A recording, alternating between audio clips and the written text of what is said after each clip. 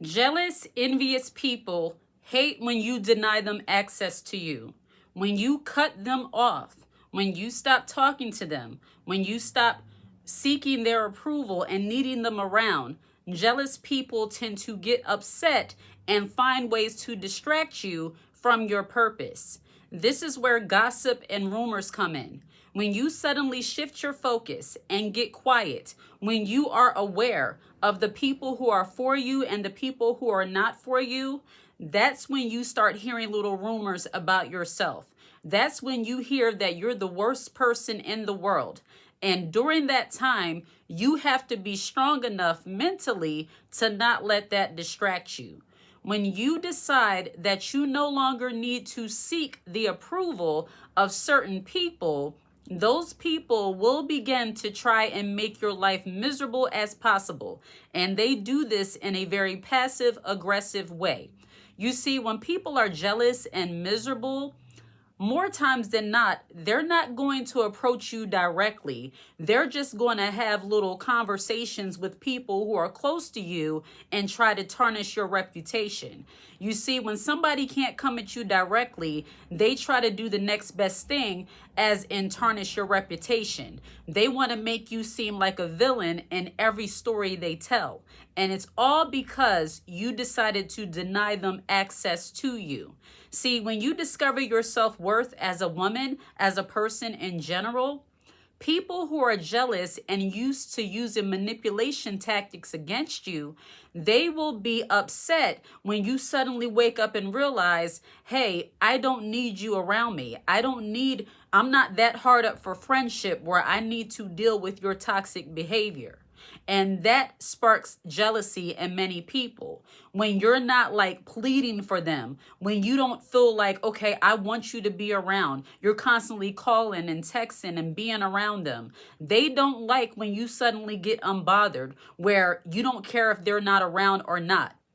The best part about somebody mistreating you, if there is a best part, is that it teaches you how to live without them.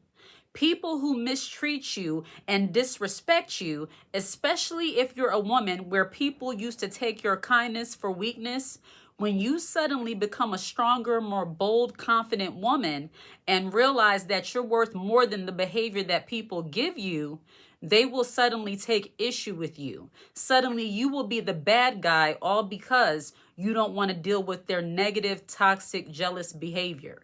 When people see that you're trying to do something better for your life and you're giving less time and attention to their drama and you're focusing on maybe your career, your business, your body, your health, whatever it might be, your spirituality, they will look at you as if now you think that you're better than them. Now you are doing too much. Now suddenly, oh, you think you're above us. You're above me. You have to get used to that. I know I have said that in previous videos, but that is the number one thing that most toxic, jealous people like to use against other people when they suddenly cut them off. And for me, cutting people off is a last resort, because I do believe in forgiveness. I do believe in all of that because I'm supposed to as a Christian.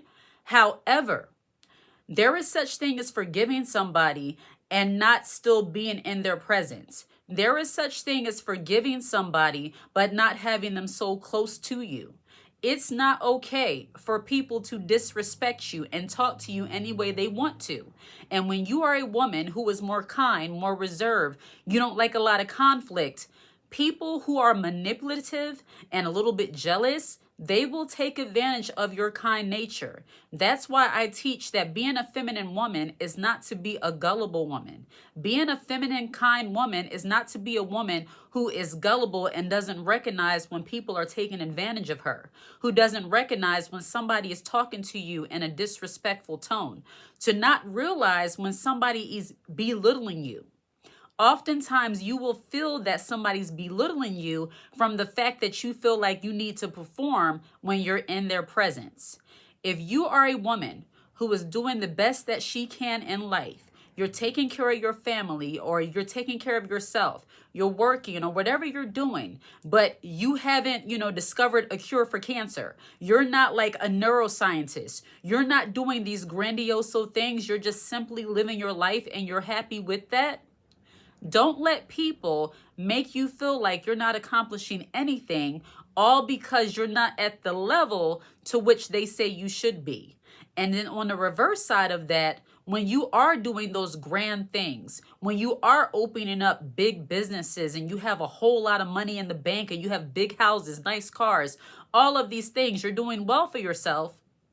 Don't let people make you feel like suddenly you forgot where you came from, all because you're doing well for yourself. It's one of those things like you can't win. And that's why trying to please people and living your life to please other people, in my opinion, is pointless. You have to live to, number one, please God the way I see it. And then number two, you have to live a life that is simple and easy for yourself. You can't live for other people because, like the old folks used to say back in the day, darned if you do and darned if you don't. So trying to perform, I tell you, when I got into my 30s, my performance days stopped. It's like what you see is what you get. And of course, your feminine development, the way you work on yourself as a woman and be kind and be gentle and be sweet, all of that should come natural for a woman, or you're working on that. I'm not talking about that. I'm talking about the things that you choose to tolerate as you grow and mature as a woman. When a woman goes out of her way to discredit you, to put you down, to make anything you do, anything you're succeeding at look small, she's a hater and a jealous person, even if she doesn't know you. That spirit of jealousy, that spirit of envy, that negativity, sometimes that lays dormant in other women until they see the success of another woman or they see something positive, and it'll flow up out of them. There are women who do not like seeing other women do better. They don't like seeing other women speak confidently and talk about their lives and how well they're doing. And because of that, as a wise feminine woman, you have to be mindful of how much you're sharing with other people. I know, especially when you are a feminine woman who, you're just very kind, you just love your life, you're so sweethearted, you're so warm-hearted, and you just really, you get happy and you just want to tell people. I used to be that way. I used to be the woman that anytime, I succeeded in something, or my kids accomplished something, or me and my husband were great, I would want to shout it from the rooftops and just tell people about what's happening and what I accomplished. But what I noticed is that when I would tell certain people about the things that were happening in my life, they gave me that, oh, that's nice, or oh, okay, yeah, that's good. But anyway, their energy really wasn't what I expected it to be. And I think sometimes as women, we expect that people are going to care about our successes and hype us up and clap for us more than what they actually do. We expect more from people than what they are willing to give. And a lot of times it's not because sometimes people are jealous, but sometimes people are not successful or happy with where they are in life.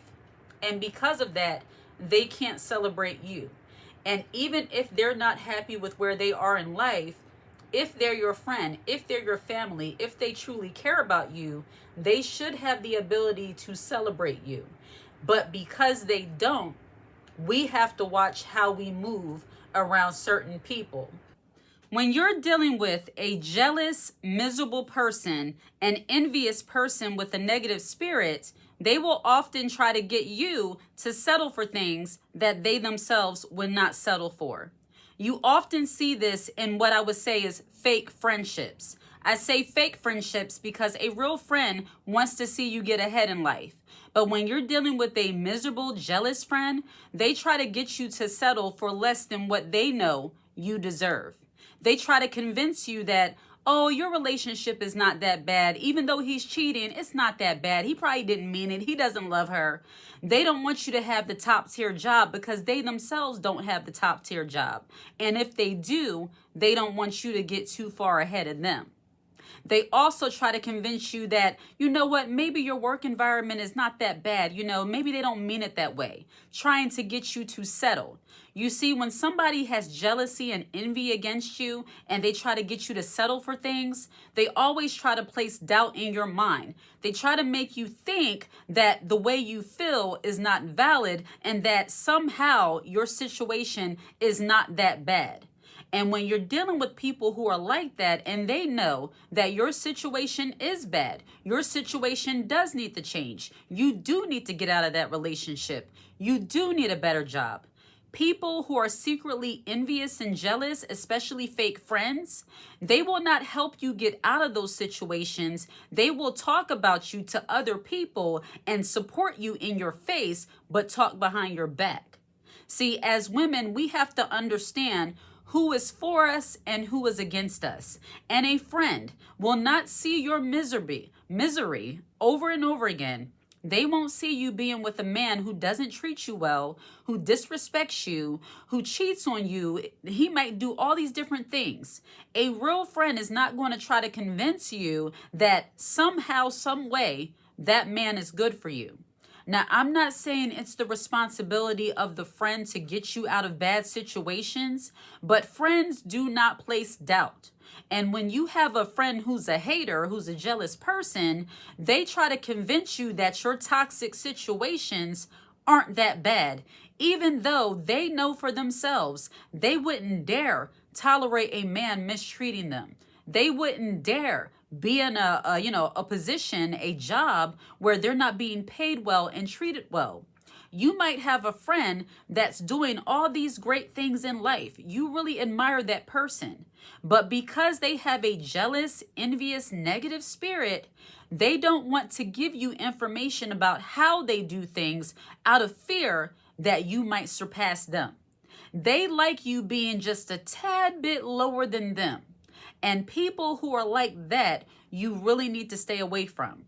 See, we have this whole thing about gatekeeping, and I understand that, certain things everybody doesn't need to know. That's how you keep order. That's how you keep things decent, especially when it comes to living environments. Like they say, people who live in the suburbs, they have these little communities and clubs, and they just do different things, and they keep their community nice and tidy. They don't want outsiders coming in messing things up.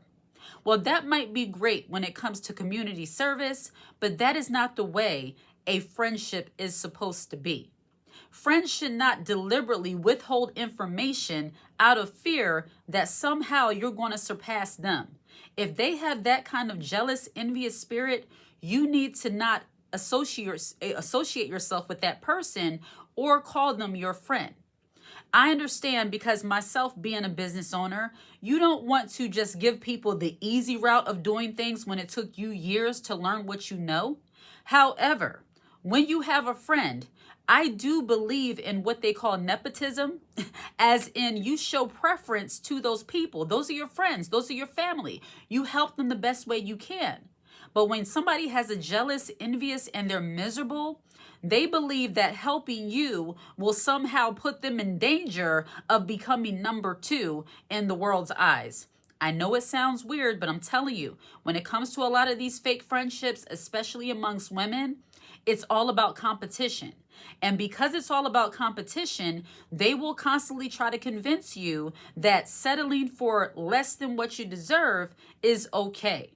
They try to make you feel like your emotions are not valid. They invalidate you.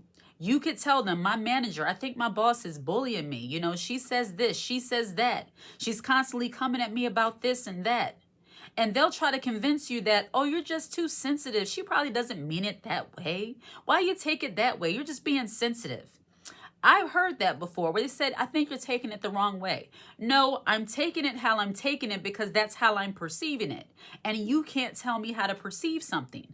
Until somebody comes along and clears up whatever it is that you might be feeling or perceiving, nobody can tell you that what you're feeling is wrong. And that's what a lot of fake friends try to do. Even they themselves, they'll try to convince you that, certain things you just don't need. And then, God forbid, and I have to go there, I'm going to go there. Your spiritual friends, your church friends, the women who are spiritual, who have God in their lives, a lot of them who are over righteous and overzealous, they try to convince you that anytime you want to do something a little bit greater, that you're not being humble. I can't stand the humble Olympics. I am not against being humble. I am a follower of Jesus. I believe in being humble. But what I will not do is allow somebody else to try to humble me because they're trying to make me miss out on opportunity that might bring me up a little bit higher because it makes them feel uncomfortable. That's what people will do, especially, and I got to go there, and I don't care who's mad, a lot of spiritual people, a lot of religious people, anytime they see you making a move in life, not all of them, of course, but some religious people, some so-called spiritual people, they see you making a little bit of moves in life, and suddenly they start telling you, okay, just make sure of this, be careful of that. Don't forget about God. I'm sorry, I live in the city. Don't forget about God. Don't let this money get in the way. Don't let that job get in the way. Just don't forget. Mind you, you haven't done anything to make them think that somehow, some way you're forgetting God or that you're not humble. You're just happy about what you're doing. You're running your business. You're making more money than what you ever made. You might be doing wonderful things. Nothing sinful, nothing crazy. You're living your life and you're doing better. But when people have over spirituality, as in that over righteous, not God spirituality, they tend to think that somebody getting ahead and doing well for themselves is not being humble. And you really have to watch that. That's where that whole trying the spirit comes in. Because even within the church, yes, church women, women of faith can be very jealous and very miserable and very envious. And it's because sometimes they don't understand that you can have God in your life and still have financial wellness. You can be financially successful. You can be a woman who is confident. You can be beautiful. You can have healthy relationships. People can be in awe of you in a healthy way. And that doesn't make you any less godly or any less humble. But when you have a friend who is spiritual and they try to convince you every time you want to do something, well, you don't really need all of that. It's not about needing. I want it. And I think when you are determined to level up in your life, and not just with spiritual friends, but friends in general, you have to be so determined to want what you want and need what you need in life that you don't let anybody else's doubt, their fears and insecurity. Because when people try to place doubt, especially the spiritual friends, once again, they like to lean more on the waiting for God part instead of moving and putting things into action and walking by faith part. And when they do that, they try to convince you that you need to just slow down. No, I'm running full speed ahead of what God told me to do. That's my spiel on that. So even within spiritual relationships, with friendships, some of them can be very jealous and envious, and they use the humble tactics to try to slow you down a notch by telling you, just make sure you stay humble. Don't forget about God. You love the Lord, you know God, and that's why you're going to continue doing what you're doing. All right. So when it comes to jealousy within friendships, spiritual or secular, regular, whoever, don't allow other people to place their doubt on you and to get you feeling like you're doing something wrong because you want better for your life. And you have to recognize when somebody is trying to keep you in that subservient position to themselves, because you ever look at somebody's life and they have a healthy relationship. They have a healthy marriage. They have a good job. But yet they'll convince you, well, yeah, you can keep being the bag lady. What's wrong with that? You're doing the best you can and you're doing good at it. No. Don't let people down you and talk down to you in that way. Because when people are fake friends, once again, these are not real friends. Real friends will not convince you to settle for less than what you deserve. And